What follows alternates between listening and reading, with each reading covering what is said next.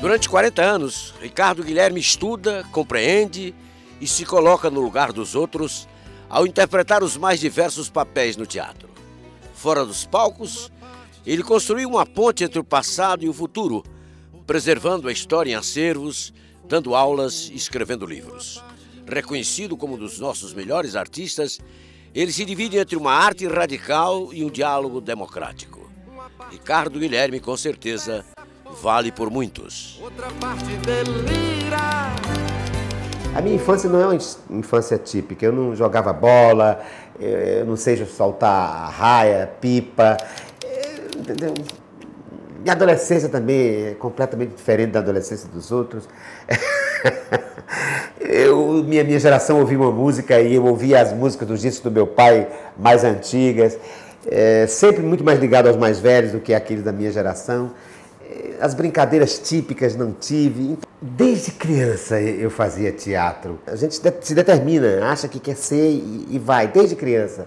Juntava-se com meu irmão Almiro Filho, com os meninos da vizinhança, para fazer teatro na garagem, na casa do meu pai.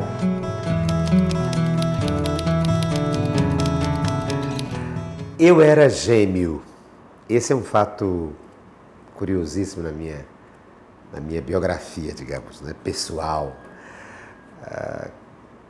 Eu ser alguém que tem um outro que é como se fosse o seu duplo. E a minha infância foi marcada, a primeira infância é marcada por essa magia de ser não apenas um, mas um dentro de um todo de dualidade, né, de duo. O meu irmão Roberto, Ricardo, Cacá e Bebé. E em função também desse fato,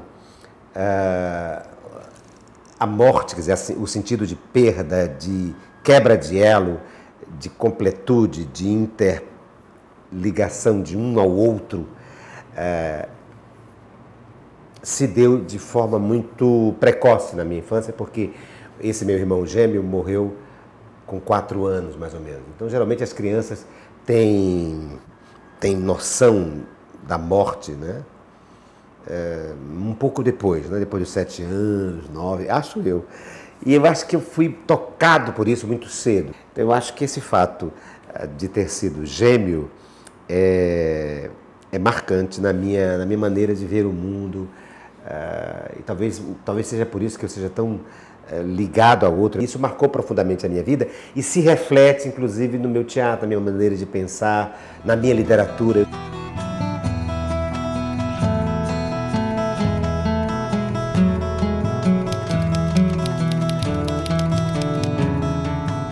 Na minha pré-adolescência, quer dizer, a minha geração ainda curtia, ainda se encantava pelo radioteatro. A última geração de elencos locais, produtores de radioteatro. E, coincidindo ao fim do radioteatro, o aparecimento da televisão. Então, eu sou fruto, a minha paixão por representar, né?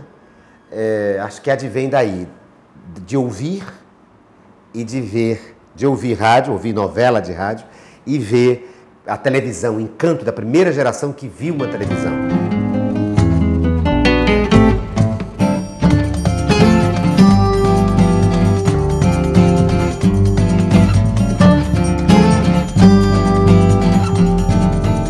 Eu nasci em 1955 e a televisão foi inaugurada aqui em 26 de novembro de 1960. Então, meu pai comprou uma televisão preto e branca e eu morava muito perto da televisão. Muito pertinho da TV Ceará, Canal 2. Então eu poderia ir a pé, por exemplo, não é? Para ir ver, não as gravações, que não tinha gravação, era ao vivo, né? Para piruar Então, para piruar os ensaios, as emissões, ver os artistas, os camarins, a prova de roupa de figurino. Então, a minha infância é desse alumbramento. Depois, eu sou de um filho de uma pessoa que tinha uma biblioteca linda. Meu pai, Almiro Vieira dos Santos, tinha uma biblioteca linda, né, de literatura brasileira, de literatura russa.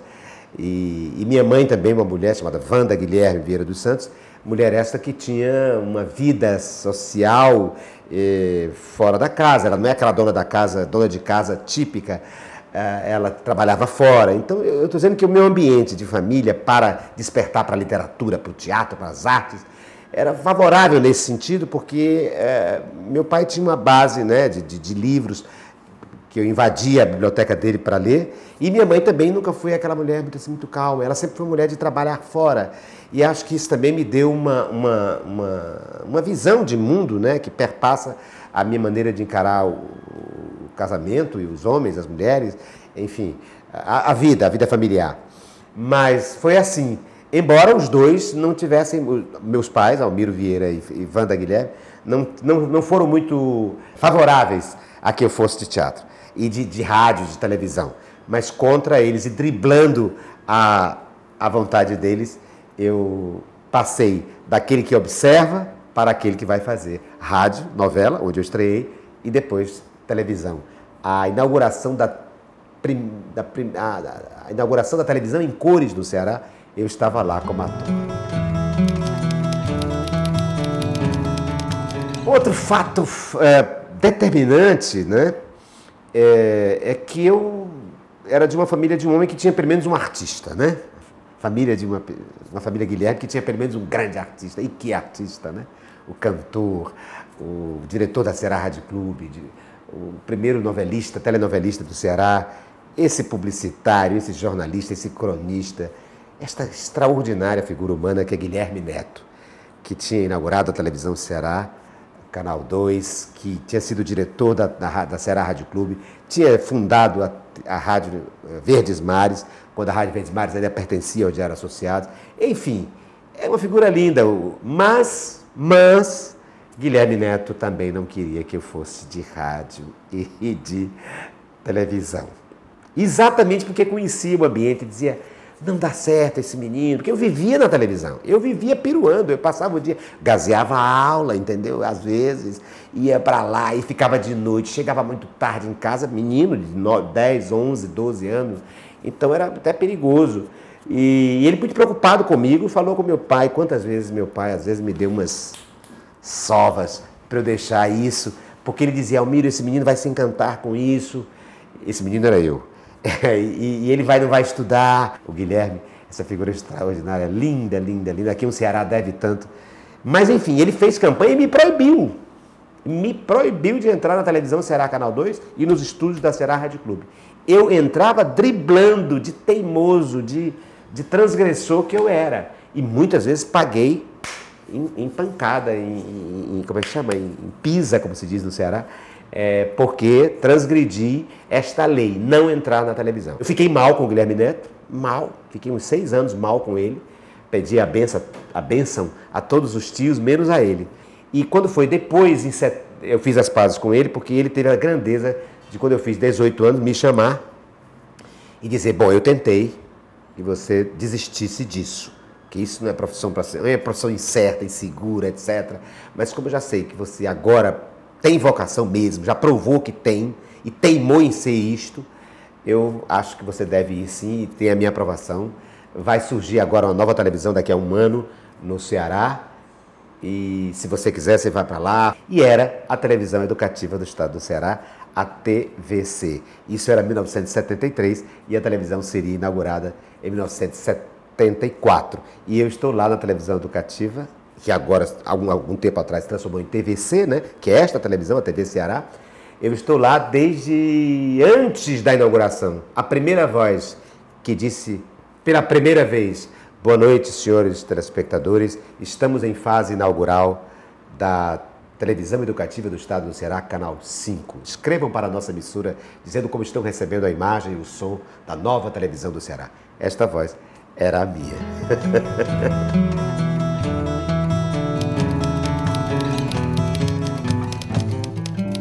Cada personagem que um ator faz é sempre, sim, uma pesquisa sobre o mundo, sobre mentalidade, sobre temporalidades diversas da dele, ator, intérprete, mas é também uma projeção, né? É um filtro, é uma requalificação desse outro.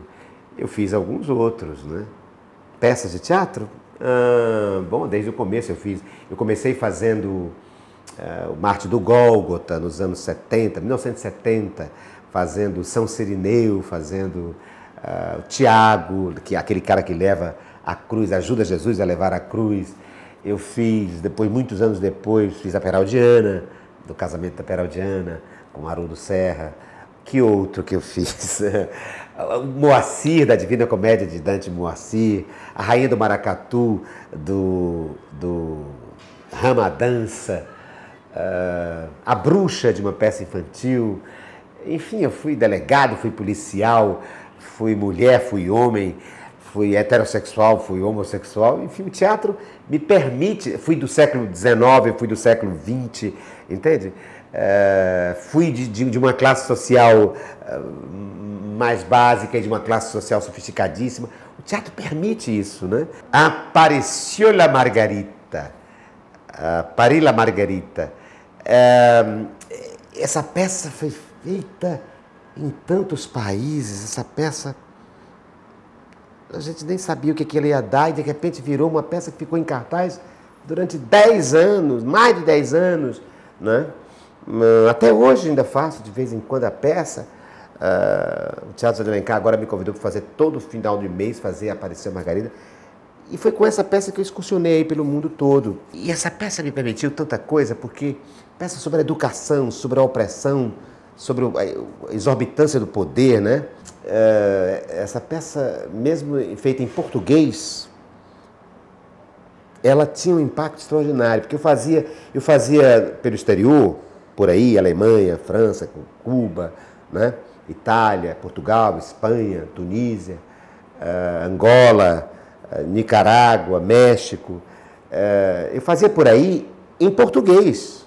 Eu tinha um orgulho de fazer em português, com alguns escritos na língua do país, aqui e ali. Mas eu tinha muito orgulho de fazer em português, porque eu me dizia um ator brasileiro. E um ator brasileiro faz parte do ator a sua língua, né? A sua língua é a sua pátria, né? Como diz o poeta, minha pátria é minha língua é minha pátria, não é? Então a Margarida foi isso, a Margarida foi viajar pelo mundo com orgulho de ser um ator, mais do que um ator brasileiro, um ator do Nordeste. Por quê?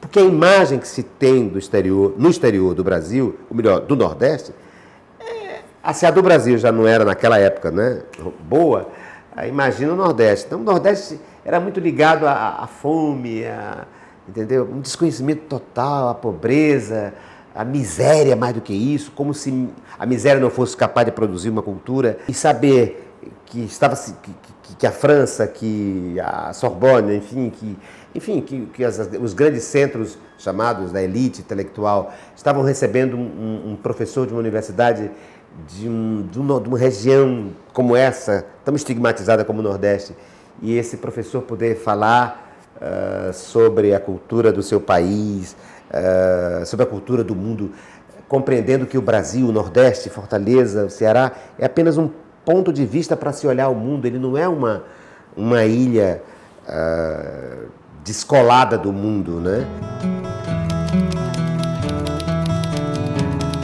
No começo dos anos 80, eu comecei a viajar pelo mundo, né?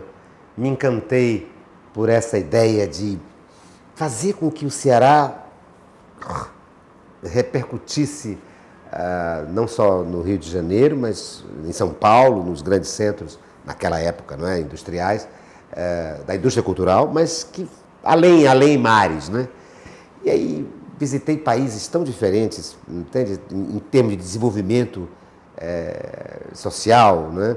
Eu tive, por exemplo, na França, na Alemanha, mas eu tive também em plena guerra civil na Nicarágua, na guerra civil de Angola. Era uma variação muito grande assim, de de olhares em relação ao mundo, mas esse olhar também me fez, esses pontos de vista me fizeram olhar também o Brasil de pontos de vista diferentes. E quando eu voltei, quando eu disse, não quero mais sair, eu comecei a pensar muito no teatro brasileiro e achei que deveria, mais do que fazer teatro, pensar um teatro específico para o Brasil, que desse essa dimensão transcultural ao Brasil, sendo específico e dialético. E aí surge o teatro radical.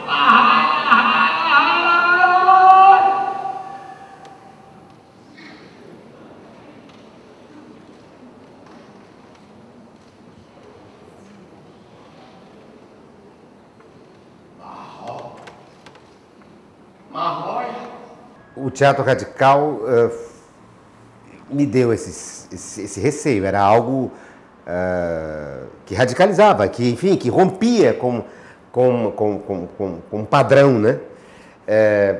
Tanto por isso que eu tentei primeiro experimentar em mim mesmo. Daí surgiu um pouco a ideia dos monólogos, entende? Dos solos, melhor dizendo. Porque eu comecei a ser cobaia da minha própria ideia. Até porque eu acho que o artigo que eu escrevi em 88 era apenas uma noção, né? Um rumo apontado.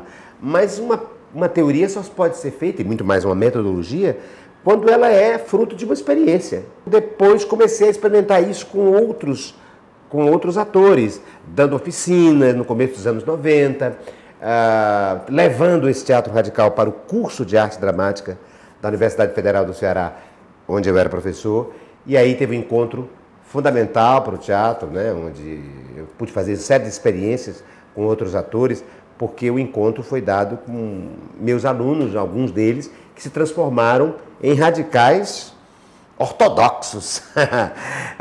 Estou falando aqui do meu querido Gil Brandão, né, que hoje é coordenador do curso de arte cênica da Universidade Federal do Ceará, Carlo Cardoso, né, Eugênia Siebra, pessoas do núcleo inicial daquilo que se chamou em 98 a Associação de Teatro Radicais Livres. Tive a grande felicidade, a alegria de ter participado de momentos da gênesis, de momentos de construção da poética do radical, quando fui estudante aqui no Teatro Universitário do curso de arte dramática, onde eu encontrei esse ser humano maravilhoso, esse artista que é Ricardo Guilherme. O teatro radical não é uma estética, ele é uma poética, é um modo de fazer, é um modo de entender. Ele é uma ética, porque ele é dialético, né? Ele é uma dialética, ele é uma ética de entender o mundo, ele é uma poética, porque ele tem uma metodologia, mas ele pode permitir várias estéticas.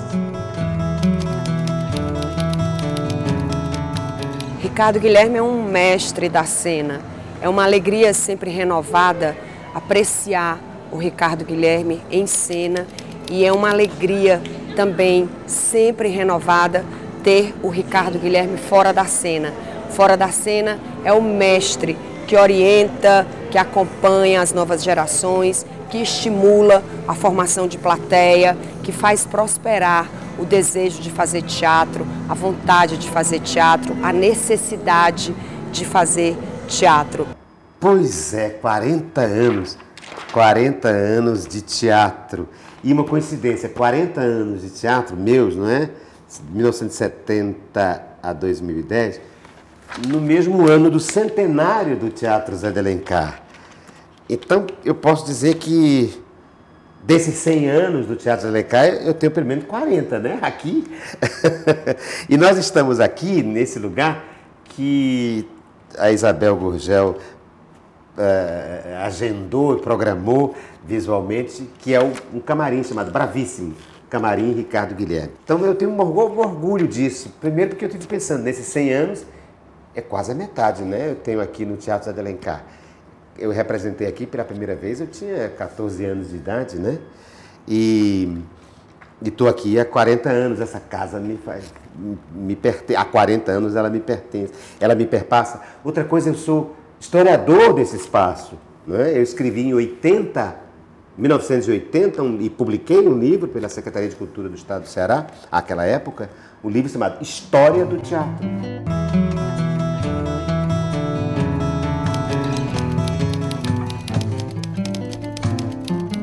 eu comecei a juntar papéis da TV, do rádio, tudo que eu fazia eu não jogava fora. E tanto que, digo, de papel, de provas, não é? E que não foi ninguém que me disse isso, talvez herdasse isso do meu avô, que era um pesquisador também, um pesquisador que eu digo colecionador, melhor dizendo. Ele gostava de colecionar coisas, e eu, selo, por exemplo, talvez venha daí.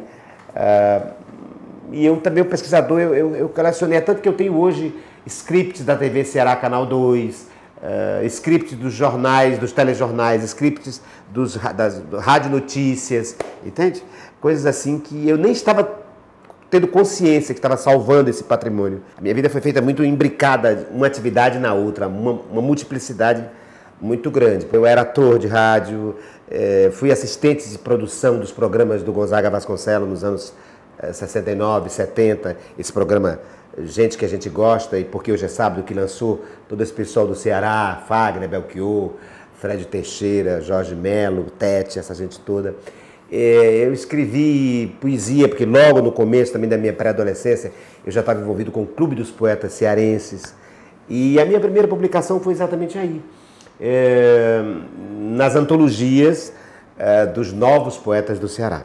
Mas depois já estreiei como jornalista, por exemplo. Eu tinha uma coluna de jornal no Jornal Unitário, que depois também foi feita no jornal Correio do Ceará. Eu tinha uma coluna chamada Entre Atos, em 75, eu tinha 20 anos. Então já estreiei aí como jornalista, né, sobre teatro. Depois comecei a me interessar pela história do teatro. A partir de 72 eu tinha 15, 16, 17 anos, não é?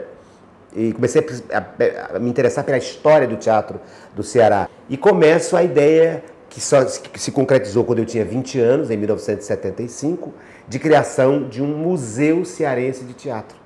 Vejam vocês, que loucura, aos 20 anos, tentar criar, eu que não sabia nada de museografia nem de museologia, a criar um museu de teatro. E foi feito, e existe até hoje, não com esse nome, mas um centro de pesquisa. É por essa determinação de querer, de me colocar assim como uma espécie de, claro, essa consciência só tenho hoje, de me colocar como uma espécie de ponte entre o passado e o futuro, que eu tenho, por exemplo, é por causa disso que eu tenho hoje um acervo gigantesco sobre a história, não apenas a minha história, mas a história do teatro do Ceará do século XIX e do século XX. Eu sou praticamente autodidata. Eu deixei a escola na 7ª série, né? E depois fui fazer aqueles cursos, supletivo, né? E aí entrei na universidade, fazendo letras, depois comunicação. Depois entrei na universidade, estou na universidade desde 79, Universidade Federal do Ceará. E vejam, quando eu entrei para a universidade para ser professor do curso de arte dramática, eu tinha 24 anos.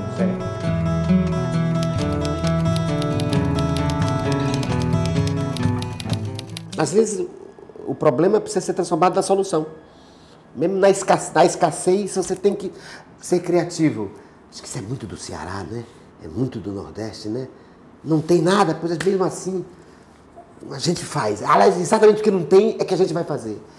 Então, o programa de diálogo é isso. É como é que eu poderia, num programa de uma conversa, não é? De um duo ali, de uma parceria com um outro convidado, como é que eu poderia ter uma multiplicidade de imagens e que não fosse uma entrevista temática ou sobre fé de ver, sobre fatos, né, assim, comezinhos, mas que fosse filosofia, que fosse pensamento. Então se pensou isso, um cenário clean, né, um cenário quase fundo neutro, quase não, fundo neutro mesmo. Eu comecei o programa. Contraponto, né, de contraplano, o convidado e o apresentador, e um devir na conversa a partir de objetos. Já disseram até que o programa era fetichista, né? A partir dos objetos, como se os objetos substituíssem o todo. Mas, enfim, é isso. Eu não programo o que vou dizer,